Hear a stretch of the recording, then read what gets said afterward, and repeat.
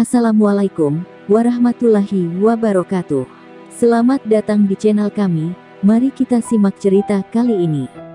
Cerita tentang pernikahan Nyi Roro Kidul dan Sunan Kalijaga. Dalam hening malam yang gelap, terdengarlah debur ombak di pantai selatan Jawa. Di balik samudera yang luas, terdapat seorang ratu yang memerintah lautan tersebut, yaitu Nyi Roro Kidul, yang dipercaya memiliki kekuatan supernatural. Namun, di daratan Jawa, terdapat seorang ulama suci, yang juga memiliki kekuatan mistis, yaitu Sunan Kalijaga. Sunan Kalijaga adalah seorang wali yang dikenal dengan kasih sayang kepada rakyat. Ia menyerahkan tugasnya untuk menyebarkan ajaran agama Islam, dan mengajarkan nilai-nilai kebaikan kepada masyarakat. Dalam video ini, kita akan membahas tentang legenda dan cerita perkawinan Nyi Roro Kidul dengan Sunan Kalijaga.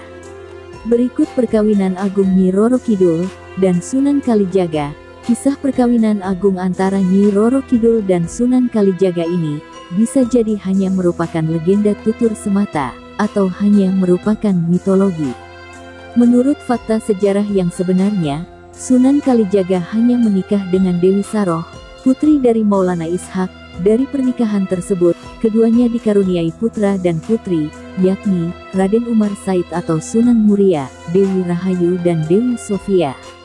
Di dalam kisah perkawinan agung Nyi Roro Kidul dan Sunan Kalijaga ini, disebutkan pula bahwa Sunan Gunung Jati adalah guru dari Sunan Kalijaga, padahal menurut sejarah Wali Songo, guru Sunan Kalijaga adalah Sunan Bonang, yang mempunyai nama asli Raden Mahmud Ibrahim. Ibunya merupakan anak pembesar, yaitu putri dari seorang adipati atau bupati Tuban.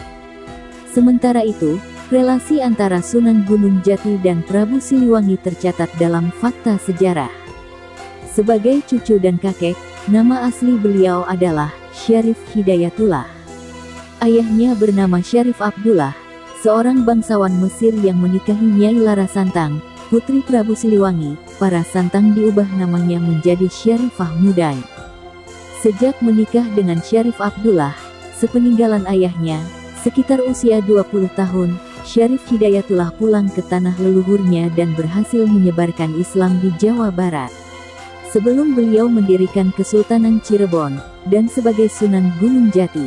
Kisah perkawinan agung Nyi Roro Kidul dan Sunan Kalijaga berawal dari sebuah peperangan antara Prabu Siliwangi dan Sunan Kalijaga sebagai utusan dari Sunan Gunung Jati. Konon di awal kisah, Prabu Siliwangi yang merupakan Raja Pajajaran tidak menerima dirinya diislamkan oleh Sunan Gunung Jati. Setelah itu terjadi benturan amat hebat antara dua kepercayaan yang sama-sama kuat di antara masyarakat, yaitu Islam dan Hindu. Hal ini yang menyebabkan peperangan saudara terjadi antara Prabu Siliwangi yang terkenal sakti mandraguna dengan pasukan dari kerajaan terbunuh dalam peperangan itu. Diutuslah Pangeran Arya Kemuning, Dewi Nimas Gandasari, serta Nyimas Roro Kencono Wungu untuk menaklukkan kesaktian Prabu Siliwangi.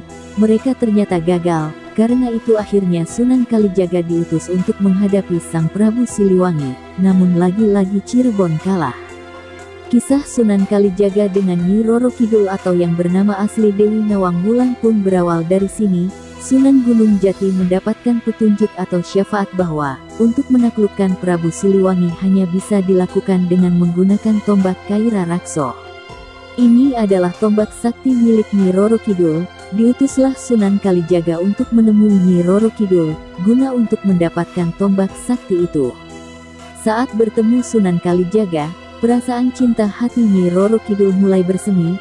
Rupanya sudah sejak lama Nyi Roro Kidul menyimpan rasa cinta pada Sunan Kalijaga. Pertemuan ini dijadikan kesempatan oleh Nyi Roro Kidul untuk mengikat Sunan Kalijaga. Dia berpura-pura menolak meminjamkan tombak sakti Kaira Rakso, dengan dalih terlebih dahulu meminta untuk dipertemukan dengan sang Raja Panatagama, sebutan Raja Cirebon. Singkat cerita, Sunan Kalijaga membawa Nyi Roro Kidul ke hadapan Sunan Gunung Jati. Tersenyumlah Sunan Gunung Jati melihat kehadiran Nyi Roro Kidul, sebab ia sudah tahu isi hati atau perasaan ratu cantik itu terhadap Sunan Kalijaga.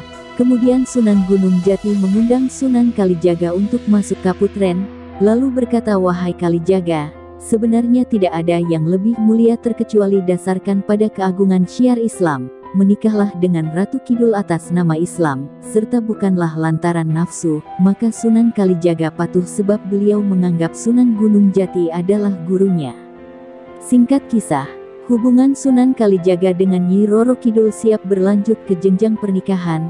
Namun, sebelum pernikahan terjadi, Nyi Roro Kidul mengajukan sebuah syarat sebagai maharnya, yaitu tasbih kecubung wulung yang didapatkan dari Laut Merah, syarat yang tak dapat ditawar lagi.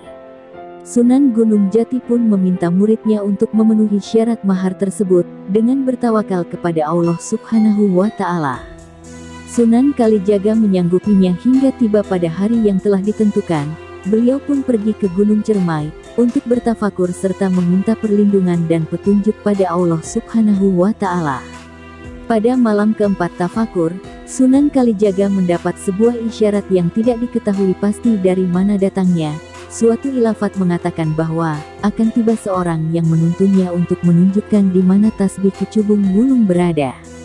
Pada malam terakhir, datang 3 sosok bangsa lelembut, masing-masing bernama Sang Hyang Raja Sontoh, Sang Hyang Ratu Rangga, dan Sang Hyang Siwalika.